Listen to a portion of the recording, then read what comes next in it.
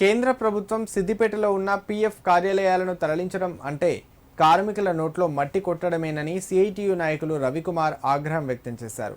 మెదక్ ఎంపీగా రఘునందన్ రావును సిద్దిపేట ప్రజలు ఓట్లేసి గెలిపించింది కేంద్ర కార్యాలయాలను తరలించడానికా అని ప్రశ్నించారు. పీఎఫ్ కార్యాలయం తరలింపుపై ఎంపీ తక్షణమే స్పందించాలని డిమాండ్ చేశారు. సిద్దిపేట జిల్లా కేంద్రంలో ఉన్న పీఎఫ్ ఆఫీసును తరలించవద్దని కార్యాలయం ఎదుట సిఐటియు నాయకులు నిరసన తెలిపారు. అనంతరం వారు మీడియాతో మాట్లాడారు. వివిధ రంగాల్లో పనిచేస్తున్న కార్మికులకు అందుబాటులో ఉన్న పీఎఫ్ కార్యాలయంను తరలిస్తే ఇబ్బందులు ఏర్పడతాయని తెలిపారు. ప్రభుత్వం వెంటనే పీఎఫ్ కార్యాలయంను తరలించడాన్ని ఉపసంహరించుకోవాలని డిమాండ్ చేశారు. లేని పక్షంలో కార్మిక ఉద్యోగ సంఘాలతో కలిసి ఐక్య పోరాటం చేస్తామని హెచ్చరించారు. జిల్లా కేంద్రంలో ఉన్నటువంటి ఈపీఎఫ్ఓ ఆఫీసును సిద్దిపేట జిల్లా కేంద్రంలో కొనసాగించాలని చెప్పేసి ప్రధాన డిమాండ్ తోటి సిఐటి ఆధ్వర్యంలో ఈరోజు ధర్నా కార్యక్రమం చేయడం అనేటువంటి జరిగింది.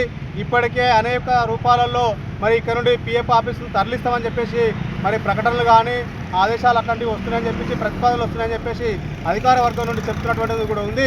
మరి సిద్దిపేట జిల్లా కేంద్రం అయిన తర్వాత ప్రధాన కార్యాలయాలన్నీ ఇక్కడికి రావాల్సినటువంటి అవసరం ఉంది.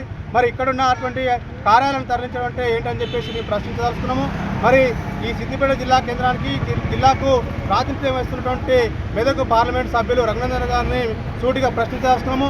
మరి కేంద్ర ప్రభుత్వం యొక్క సంస్థను ఇక్కడ నుండి తరలించడం అంటే ఇక్కడ ఉన్నటువంటి కార్మిక వర్గం యొక్క నోటి మీద మట్టి కొట్టడమే అవుతుంది తప్ప మరొకటి కాదని చెప్పేసి పద్ధతిలో అడగదలుచుకున్నాం. మీరు సమాధానం చెప్పాలి. అంటే నీకు ఓట్లేసి గెలిపిస్తే మా కార్మికులను నష్టం చేయడమా అని చెప్పేసి మేము అడగదలుచుకున్నాము. అందుకని పీఎఫ్ ఆఫీసు తరలించే ప్రతిపాదన ఏదైతుందో వెంటనే ఉపసంహరించుకోవాలి.